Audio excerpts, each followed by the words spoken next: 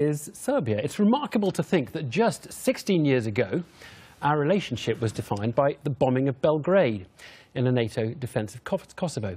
These days, Serbia is trying to be a model European state, and in fact, it's been commended for its approach to the migrant crisis. If you look at the map, it sits on the refugee route from Greece to Germany. Thousands travel through it on their way. They can't get through Hungary anymore, so the ones who are allowed go through Croatia now. Well, what do the Serbs make of the EU's current state? The Prime Minister is in London today. I sat down with him and asked him how many migrants and refugees were currently still making their way through his country. In 2016, averagely 1,820 people per day. Per day? Per day, yes. And it's much less than it was before.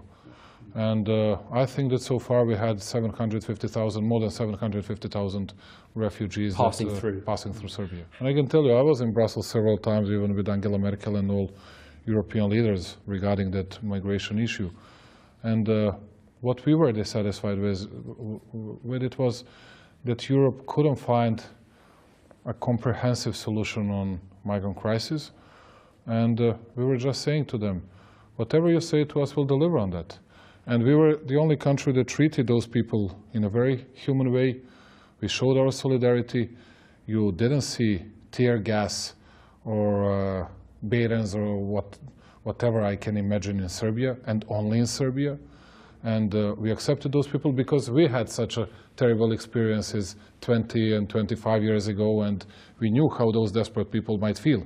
But on the other hand, we are also ready to be a part of European solution, even including quota system, and to have, let's say, 5 or 10,000 people in our country, if they would like to stay in our country. 5 or 10, is that the kind of number that we're talking about? 5, 10 or 15, doesn't matter. Okay, but you would agree? Yes, right, yeah. We would agree, but we are small Serbia. Yeah.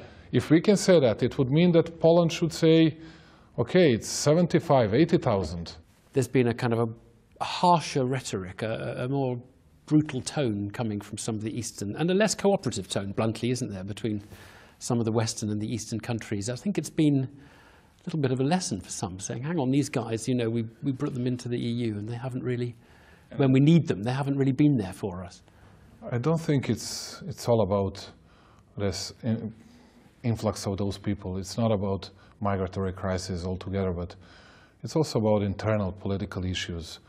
And people use that. It was very easy to criticize the situation about a migrant crisis and to get some political points internally. Right. And that's what we don't do.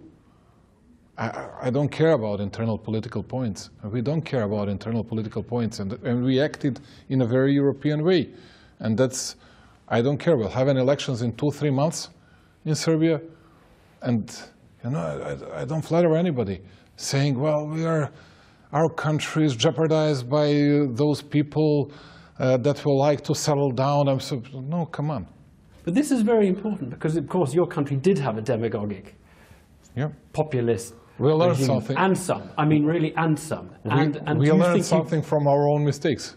It's the best way to learn it. From time to time, it would be good to avoid it, but we couldn't do it.